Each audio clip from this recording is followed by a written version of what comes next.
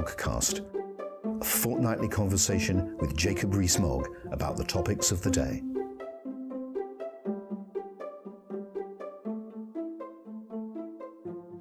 Welcome to another edition of the Moggcast. This is Paul Goodman, editor of Conservative Home, in conversation with Jacob Rees Mogg. Jacob, a lot to discuss this week, and let's try and disentangle the various parts, but start with a kind of self-contained question. The government's policy still is not to rule out no deal. You have senior ministers, cabinet ministers in fact, campaigning openly for the ruling out of no deal and saying pretty much in terms that they will vote for the Cooper-Letwin amendment this week, which could well lead to the ruling out of no deal. Should they be fired? Well, first of all, the Cooper-Bowles, Cooper-Letwin bill doesn't really rule out no deal. I said it could lead to the ruling out of no deal, and that plainly is the intent. That's the intent is to keep us in the European Union. It's not that they want a deal in 3 months' time. It's that they don't want to leave the European Union. They've always been Remainers. They remain Remainers. It's about frustrating Brexit. And the bill itself only works if the government cooperates with it, because it would require the government to put forward a sensible proposal for extension, not just any old proposal, and then, crucially, bringing forward the statutory instrument that would lead to the extension, which the bill does not try to compel. So any strong government could deal with Cooper-Bowles very straightforwardly.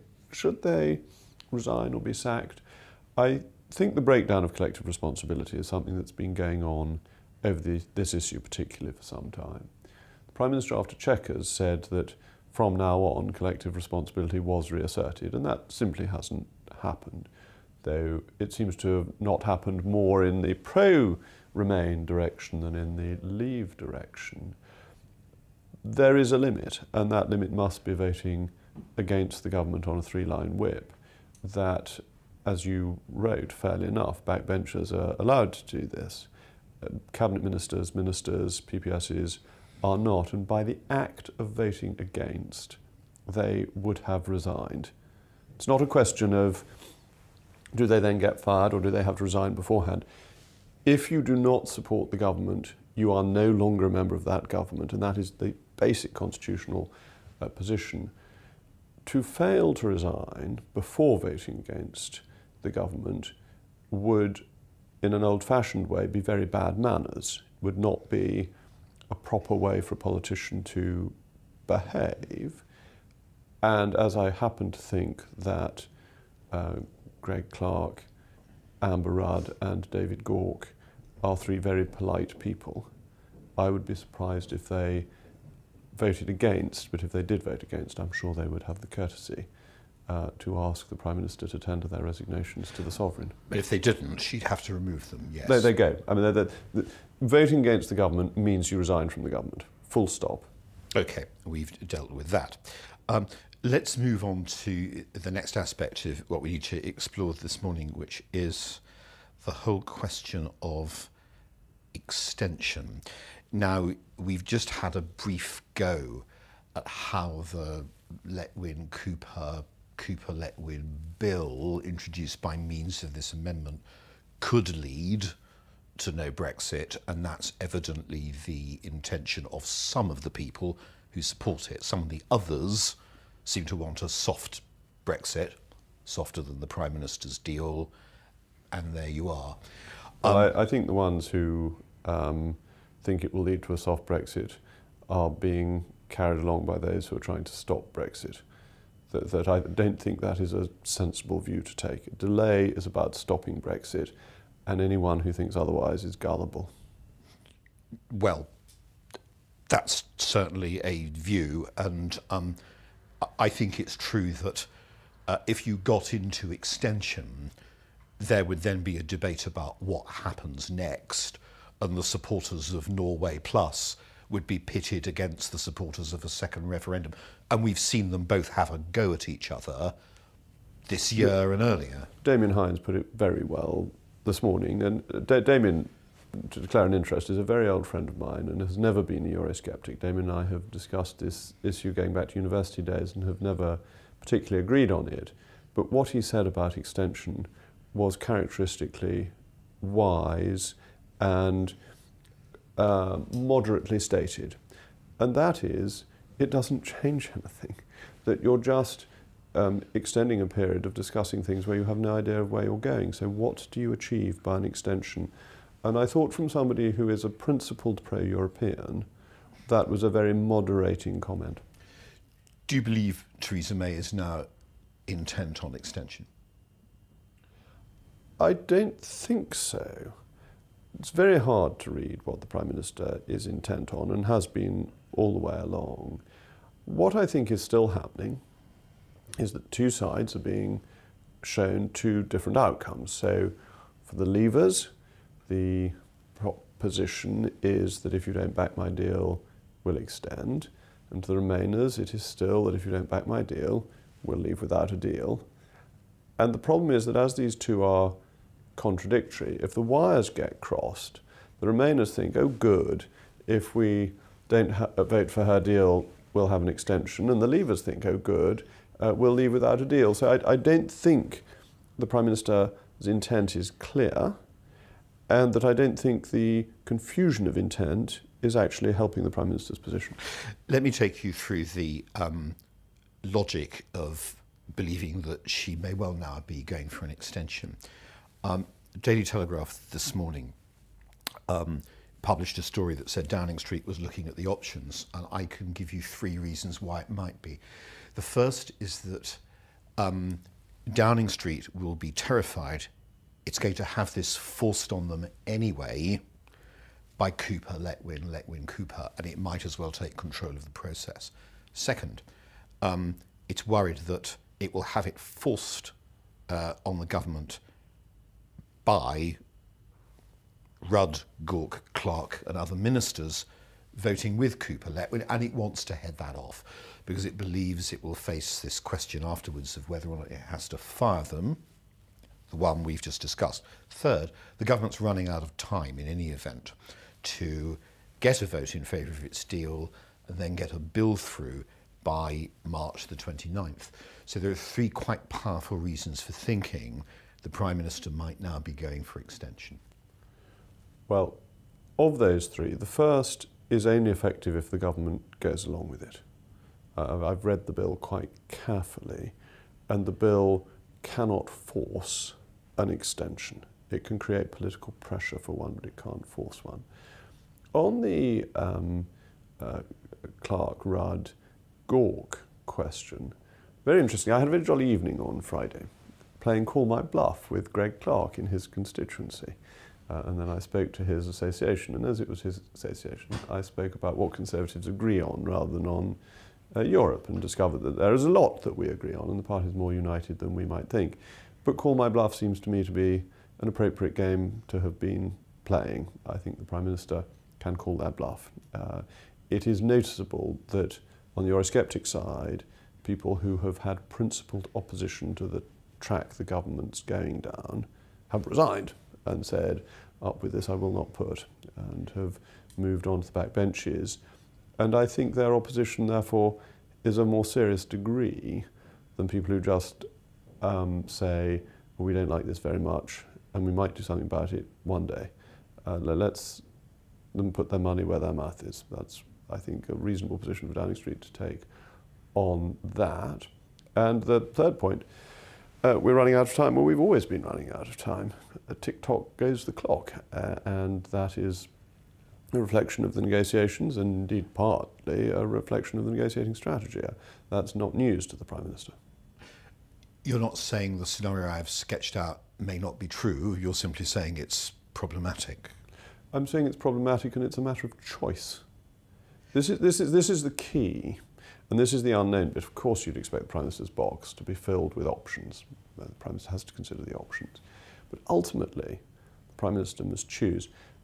One of the propositions that has been thrown up recently is that the ERG are making Brexit less likely, and it's all the fault of the dastardly ERG. Everyone knows this is nonsense. that governments make decisions, not groups of backbenchers, and that governments are responsible for whether their policies work or not. If the Prime Minister does not deliver Brexit, the Prime Minister will be held responsible for not delivering Brexit.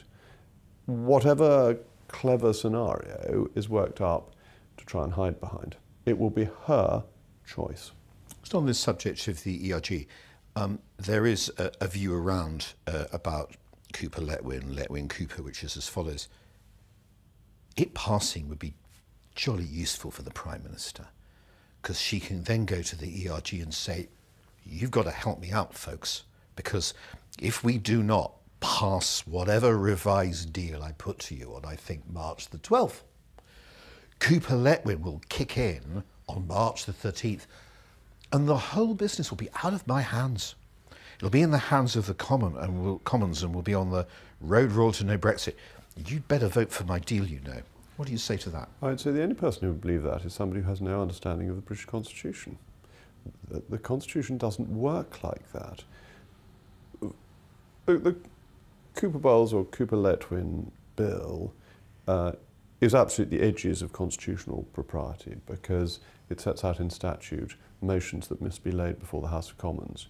But this is simply not a justiciable matter because the courts are not allowed to consider the proceedings in Parliament under Article 9 of the Bill of Rights. So it's a matter that ought to be the standing orders of the House of Commons and judged in the House of Commons that is being made into legislation. So it's constitutionally a bad bill.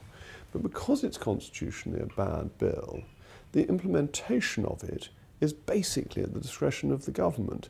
So the Prime Minister, if she were to come along and say, look, it's out of my hands, would be saying something that was not factually accurate. Now, I wouldn't say that there would be any sense of impropriety in saying it, because people don't always follow the intricacies of the Constitution carefully. But the position would remain that the executive would have to implement this policy and would have to take steps that made the bill effective beyond the black letter of the law. If the government were merely to stick to the black letter of the law, no extension need occur. You're basically, for the second time in a week, at least, playing call my bluff, aren't you? You're saying if the Prime Minister or the whips said this to you, you would say in plain terms, sorry, it doesn't work that way. If the Commons votes for an extension, we will carry on fighting for what the Conservative manifesto said. That is correct.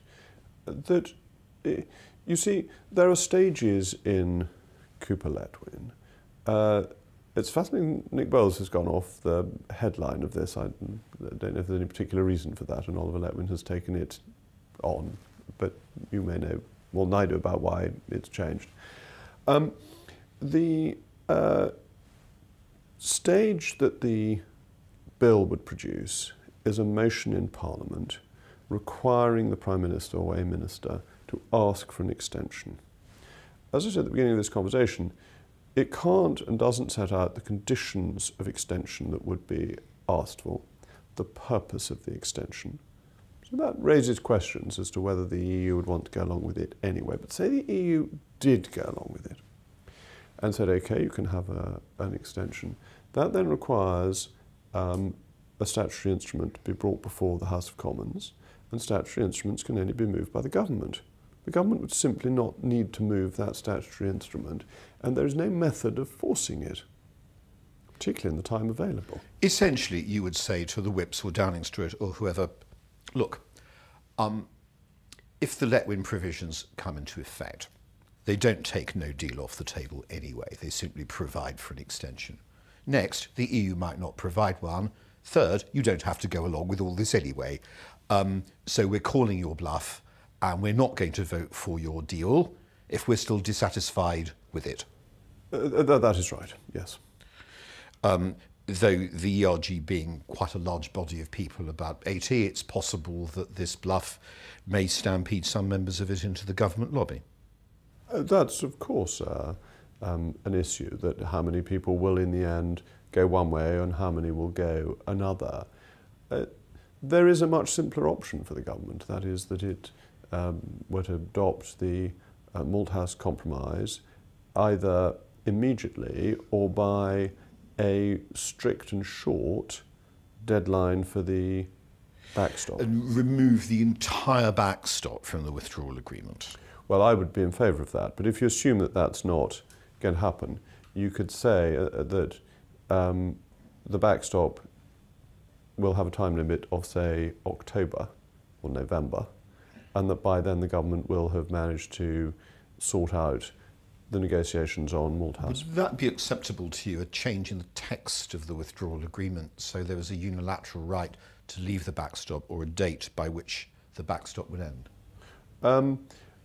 Well, if the backstop becomes de facto impossible, then yes. If it were a date in 2027, then no. See, there's a spectrum of possibilities here, aren't there? They range from an alteration to the date of the backstop, taking us out of it perhaps before the next election, or an insertion of a very clear unilateral right to leave. No, unilateral right to leave won't be good enough. Look at the numbers in the House of Commons and the overwhelming desire of the House of Commons not to leave at all. And that would simply not be delivering on the referendum result, because you need a date. A date is the minimum. Ideally, it would be removed altogether and replaced with Malthouse Compromise. I try to explore this because there is a spectrum which go all the way from the attorney changing his mind for no apparent reason, all the way through codicils and interpretive instruments, no change in that case to the text of the backstop, all the way through to the far end of the spectrum, which is the insertion of the date. Trevor Kavanagh had a very sensible idea in his column in The Sun on Monday morning, which is that you have an appendix, because an appendix is part of the text but hasn't reopened the text, and therefore you might allow people to save face, because they'd be able to say, well, the text hasn't been reopened, it has been added to, and that is different. And bear in mind that the backstop is in fact an appendix anyway, so you would simply be adding another appendix, it would have the same legal standing. I think that would be an answer to the problems around reopening the text. Just to be clear, there is a differentiation of view within the ERG about all this, isn't there? Because some people would echo what you've just said about a date for the backstop, taking us out before the next election. Other people say, when I talk to them who are members of the ERG, no, it's not good enough, we're against the whole thing entire, we don't believe in giving up the 39 billion at this particular stage, we're worried about other sections of the agreement, and we are going to vote against it, come hell or high water. The date may well not be sufficient in itself. It would so much depend on the noises around it that the date becomes interesting if it is tied in with text indicating that Malthouse will be the replacement for the backstop, and that will be agreed in short rather than long order, just a random date.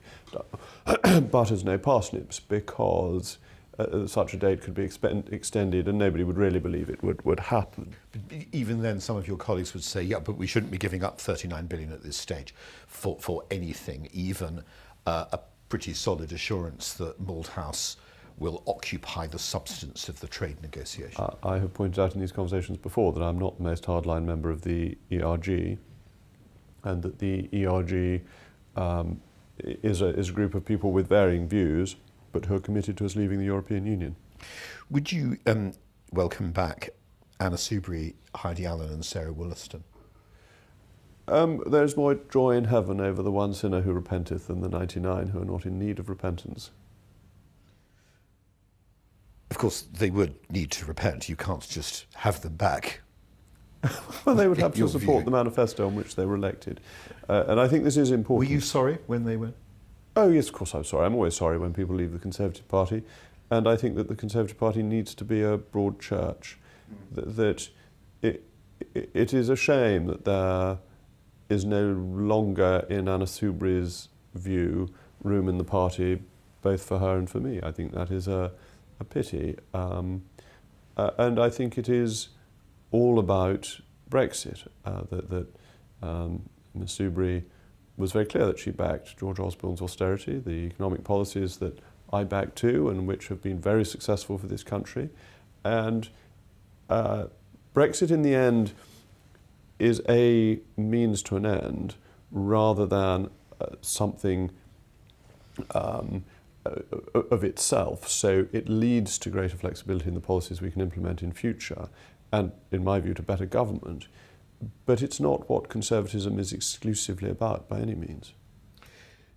Do you think this group, which I'm assuming is going to become a party, is going to become a centre party or a centre-left party? Well, it's clearly a centre-left party. That's where its roots are, that the first people to join it are from the Labour Party. It's a new Labour light, isn't it, rather than a centre party. In the event of no deal, isn't it possible to imagine a number of soft Brexity or Remainy Conservative MPs joining it, just as in the event of no Brexit? Isn't it possible to imagine a revived Nigel Farage-style Purple Party? In the event of no deal on the 29th of March, then it's hard to see what possible purpose the independent group serves, because the one thing it's been set up to do is to stop Brexit, and Brexit would have happened. It's all about Brexit. TIG. Not for the Labour members, surely. The Labour members have gone for other reasons, but their party wouldn't have so much focus. So I'd be surprised if people flocked to something whose raison d'etre had been removed. It would be going backwards. Just to pursue this, isn't the raison d'etre for the Labour people quite different? I mean, they mentioned Brexit in their statement in passing, because the key is that for Anna and for Sarah and for Heidi, Brexit was obviously a preoccupation. You spoke at Greg Clark's meeting about all the other things the Conservatives have in common. The difference with Labour at the moment is they feel it's more than just Brexit, as far as they're concerned, at issue between them and Jeremy Corbyn. They think he's taking the party in the wrong direction on a number of on almost every other party, and has made Labour institutionally anti-Semitic. So it's a different kind of problem, and a problem of a different order. The Labour Party has massive problems, but it's fascinating that Frank Field and Ian Austin have not joined this new group, because this new group is all about Brexit. So what you say is absolutely true, but it doesn't contradict what I was saying about it being a fundamentally Brexit party. It's the mirror image of Nigel Farage, actually. It's the non-KIP party. But in the event of no deal, these people, the Leslies and Chukas and Luciana Burgess, they'd keep going because their objections to Corbyn would still be there, Brexit or not. That's right, and they may have more of an appeal once Brexit is settled one way or another, because then they might be able to broaden out and attract the Ian Austins and the Frank Fields of this world, who would be perhaps interested in a party that wasn't anti-Semitic and had soft left views, but not one that is basically there to frustrate Brexit, which they believe in delivering for their voters. So it becomes, post-Brexit, it becomes much more interesting in terms of what's happening on the left. And from the point of view of the right, we suddenly start concentrating on what we agree on again, because truth be told, without Brexit, there is remarkably little division in the Tory party. The matters of nuance rather than of fundamental principle. We must get back to talking about that another time. I did want to ask you one final question before we close. This weekend, the National Convention, which is described on the Conservative Party's own website as the Parliament of the Conservative Party, passed by 75 votes to 15, a motion that's highly relevant to the discussion we were having earlier about no Brexit. The motion might or might not, from your point of view, be perfect, but it did state pretty clearly no second referendum and the government will or should deliver Brexit. What do you think about the fact that the National Convention, which is not a rebellious body, it's not some random gathering of activists, passed this motion this weekend? It's important and reassuring that the Conservative Party in the country, and I probably address as many Conservative associations as any other Member of Parliament, is surprisingly unideological.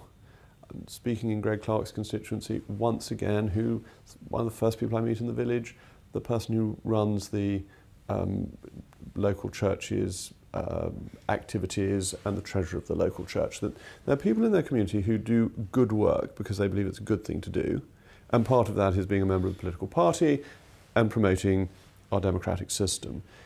It's not and never has been a hardline ideological group. And so for this group, of its most senior members, to say this is what we're expecting is something that MPs and the Cabinet should take notice of. It's highly unusual, as you say. It is the most loyal group of people, most supportive in all circumstances of the leadership. And it shows who is in tune with whom. That is to say, the Eurosceptics in the House of Commons, call them the ERG for want of a better term, and the Conservative benches, are in tune with the Conservative Party at large and with Conservative voters. There's been this line that we represent very few people and so on. This just isn't true. We represent the people who put us in office and who want the Conservative Party manifesto implemented. And of course, Theresa May's own manifesto, written by her and her team in secret, nobody else knew about it, said we would leave the single market, we would leave the customs union, we would leave the jurisdiction of the European Court of Justice, and no deal is better than a bad deal. The party is at one, minus a few who never accepted the referendum result in the first place. Talking of bringing that view to the attention of Theresa May, Downing Street ministers and Conservative MPs, wouldn't it be a good thing, as Conservative Home suggested this morning, if, since we're in the AGM season, local associations passed the same motion? Almost every idea that Conservative Home has is an idea of inspired genius, and this is at the higher end of this inspirational genius. I think that would be a very good thing to do, and dare I say much preferable than trying to tack individual members of the parliamentary party. That the party needs to be a broad church in Parliament, and although it's quite right that local associations determine who their flag carrier is, trying to have purges on the grounds of ideological purity would be fundamentally unconservative in my view. And so to have a statement of what they believe as an association, I think would be very powerful and much better than having a witch hunt against individual members. Jacob, thank you very much. It's always a pleasure. Thank you very much. The Moggcast, a fortnightly conversation with Jacob Rees Mogg about the topics of the day.